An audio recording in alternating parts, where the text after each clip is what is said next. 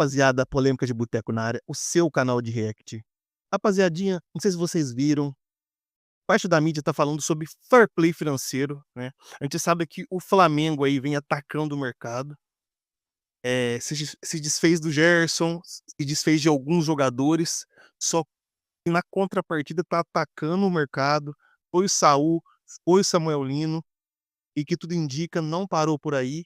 Então, estamos escutando falar aí sobre um possível fair play financeiro, que nem acontece na Europa, Inglaterra, enfim, esses lugares. E o Bruno Formiga comentou. Vamos dar uma olhadinha?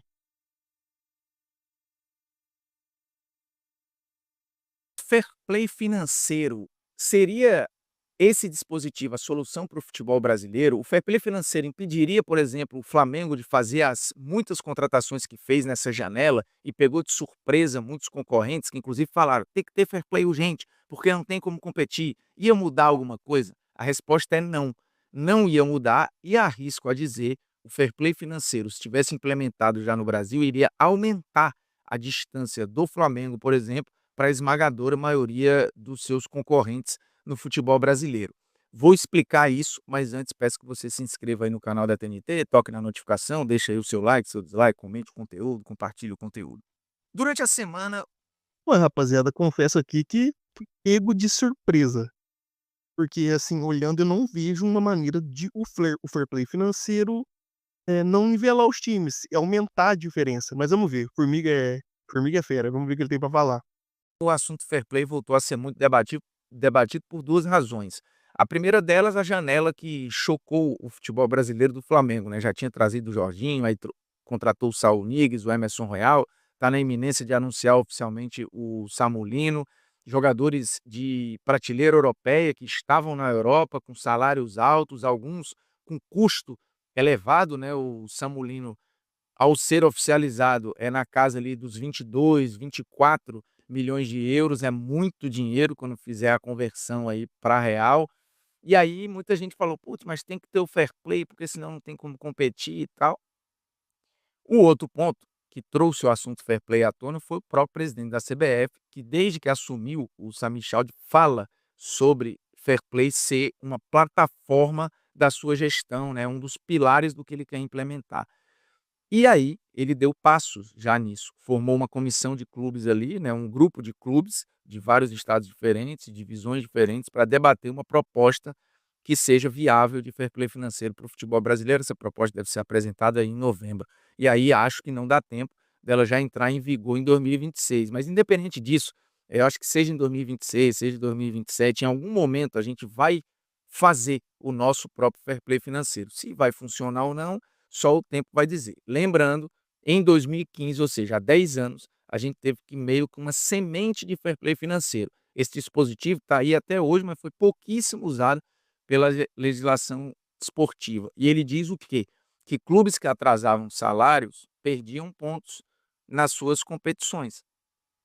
E isso não aconteceu, ou aconteceu muito pouco nesses quase 10 anos, assim, foi uma legislação pouquíssimo acionada. Mas se imaginava que ali seria o início desse movimento do fair play financeiro que acabou não virando. E agora essa discussão volta a acontecer, lembrando, o fair play financeiro existe na Europa desde 2011, que a UEFA estabeleceu as suas regras ali, outras ligas têm as suas próprias regras, né, a Premier League tem as suas, La Liga tem as dela e por aí vai. Com uma outra variação que muda o Rapaziada, isso só prova o quanto a gente não sabe realmente a fundo as regras, né. Porque, assim, o fair play financeiro que a gente conhece é o quê? É um limite de teto, orçamentário para contratações. Mas esse fair play que o Formiga falou, eu acho que não é bem-vindo, porque se você tirar ponto dos times ao atrasar salário, cara, perde um pouco a essência do futebol, porque os pontos têm que ser conquistados dentro do campo. Então, assim, a gente pode, tirar isso para outras maneiras de lesar um time, por exemplo, atrasou salário, o time não pode contratar, por exemplo. Atrasou salário, esse cara que tá com salário atrasado, não tem o direito de não entrar em campo. Esse tipo de coisa é melhor do que você tirar ponto, porque o ponto é conquistado dentro do campo contra a outra equipe. Mas pra você ver como a regra do fair play financeiro, ela é mais a fundo do que a gente imagina, né. percentual aqui, um percentual acolá, num geral, o fair play ataca 3 frentes: pagamento em dia de salário, isso é uma premissa básica para se cumprir fair play financeiro, a questão de gastos dentro daquilo que é arrecadado, ou seja, é um limite de gastos com o futebol, e esse limite tem a ver com o que você arrecada. A UEFA, por exemplo, estabelece que você pode gastar com o futebol, e aí inclui contratação, salário, comissão técnica e tal. Não tem infraestrutura aí, construção de estádio, por exemplo, ou reforma e tal, estrutural não está aí. O custo de manutenção do futebol, ele começa ali a UEFA tolerando até 90% da sua receita anual você pode gastar com o futebol de volta. E aí, ao longo de 3 anos, isso vai caindo até chegar a 70%. Foram mudanças que a UEFA foi fazendo, outras ligas têm uns ajustes para mais, outros para menos, mas no geral estipula que você pode gastar com o futebol um determinado percentual dentro daquilo que você arrecada. Isso é bastante importante. E o outro ponto é o controle de déficit, ou seja, de prejuízo. Na UEFA, os clubes podem ter um acumulado de 3 temporadas até 60 milhões de euros de prejuízo, podendo esse prejuízo chegar até 90 milhões de euros se os acionistas fizerem aportes lá comprovados no clube. E a maioria dos clubes europeus da primeira prateleira aí são clubes com dono, né, ou com acionistas. Então, o que a gente quer dizer com isso é que você tem 3 frentes aqui, que o fair play trabalha. Trabalha com salário, trabalha com gasto e trabalha com prejuízo. Isso é o fair play financeiro, e as equipes precisam estar dentro dessas premissas. A pergunta que fica é: se isso estivesse valendo hoje no futebol brasileiro, impediria o Flamengo de investir o que investiu? Não. E dito isso, acho que a diferença hoje seria até maior do Flamengo para os outros, ou para a maioria, porque você tem clubes aí que hoje estão saudáveis financeiramente. Porque quando você parte da premissa da arrecadação, da receita, o Flamengo hoje está muito descolado dos outros em relação à receita e vem batendo recordes sequenciais. Então esse argumento de falar: "Ah, mas aí o fair play ia frear o Flamengo", não ia, porque o Flamengo hoje ele já faz, gastos dentro de um percentual muito plausível da sua arrecadação, que de novo é muito maior que a dos outros. Então, suponhamos que o Flamengo, como já aconteceu, né, arrecadar 1 bilhão de reais, ele poderia gastar entre 900 e 700 milhões de reais numa temporada. É muita grana, muita grana. E outras equipes não chegariam nem perto disso, porque também nem chegam perto do 1 bilhão de arrecadação. Então, o gasto estaria proporcional àquilo que arrecada. E aí você teria um controle disso, que seria muito bom para a saúde geral financeira do futebol brasileiro, sem dúvida nenhuma. Mas óbvio, limitaria.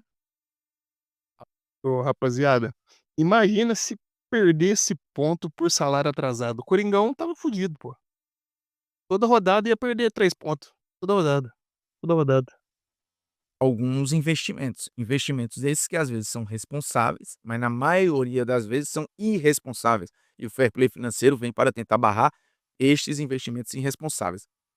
Esses investimentos irresponsáveis, inclusive, acho que os mineiros também fazem ter uma falsa sensação de competitividade, né? Porque você faz um monte sem saber como vai pagar, contrata um monte de reforço, encosta ali em elencos mais caros e times mais poderosos no futebol brasileiro por 2, 3 temporadas, mas não sustenta. A corda acaba arrebentando, e aí vem aumento de dívida, vem processo trabalhista, jogador que não recebe, e por aí vai. É isso que o fair play financeiro tenta impedir, que os clubes maqueiem uma situação de investimentos que eles não podem fazer. O Flamengo pode fazer, o Palmeiras pode fazer, outras equipes também podem, mas muitas não podem, mas fazem, porque hoje não tem um controle. E isso vale inclusive para as SAFs. Algumas são saudáveis e têm um projeto e um plano bem estabelecido, outras, no início, gastaram bastante. E os times terminaram o ano, mesmo tendo algum sucesso esportivo, com um déficit financeiro, o que dentro do fair play financeiro configuraria um descumprimento. Então, assim, qual é a expectativa que eu tenho? Que aconteça o fair play em algum momento. Em quais moldes? Aí é preciso entender. Os dirigentes vão estar ali discutindo, e você vai ter SAF debatendo com o clube estatutário, com o clube empresa, com o projeto que é mundial e projeto que é nacional. são SAFs com perfis diferentes, contra clubes estatutários bem geridos, mal geridos, vai ser uma salada de debate.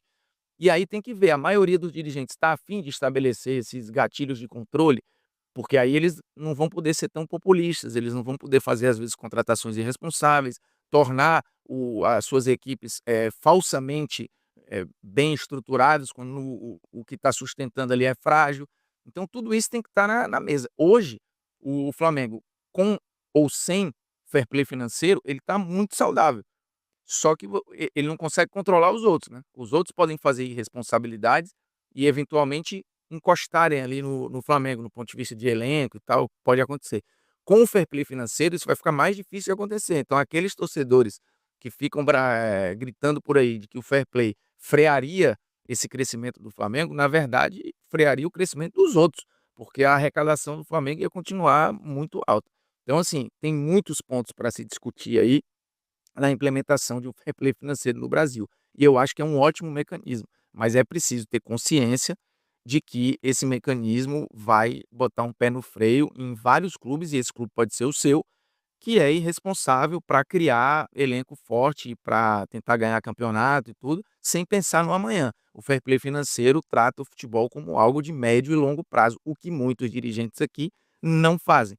Então tem que botar esses pingos nos is aí para entender, mas é fato que o fair play financeiro, nesse momento, não tocaria em nada, por exemplo, nem em Flamengo, nem em Palmeiras. Zero. Beleza? Tá entendido? Agora se inscreve aí. Falou? É nóis. Rapaziada, grande Bruno Formiga, assim, cara que eu sou fã de verdade. Assim, vamos por partes aqui. Primeiro, esse tipo de SAF, baseado no que é lá na Europa, nos outros lugares, realmente não funcionaria aqui. Porque se o fair play financeiro ele é ligado à arrecadação do time, o time que é grande, que tem mais torcida, que arrecada mais dinheiro, sempre vai estar na frente. Então, se fosse ter qualquer tipo de SAF aqui no Brasil, teria que ser em outros parâmetros, outros padrões, né? Não é baseado em arrecadação. E continuaria a mesma coisa. Pô, sei lá, Flamengo, Palmeiras, Corinthians, São Paulo, são os times que arrecadam mais. E esses times teriam mais dinheiro, ou seja, o futebol ainda continuaria com uma disparidade. Não é isso que a gente quer. A gente quer uma SAF equilibre os times. Os times grandes sempre vão ter um pouco mais? Sim, tem mais torcedores, tem mais audiência, tem mais tudo. Mas tem como você criar sim uma SAF que equipare ali, que os times de meio de pilotão cada vez compitam com os times de primeiro calibre e os times, até os times fracos, pequenos que chegam no Campeonato Brasileiro, compitam com os times ali de meio de pilotão, entendeu? Então é isso. Comenta, curte, compartilha, segue o canal e vamos embora. Valeu!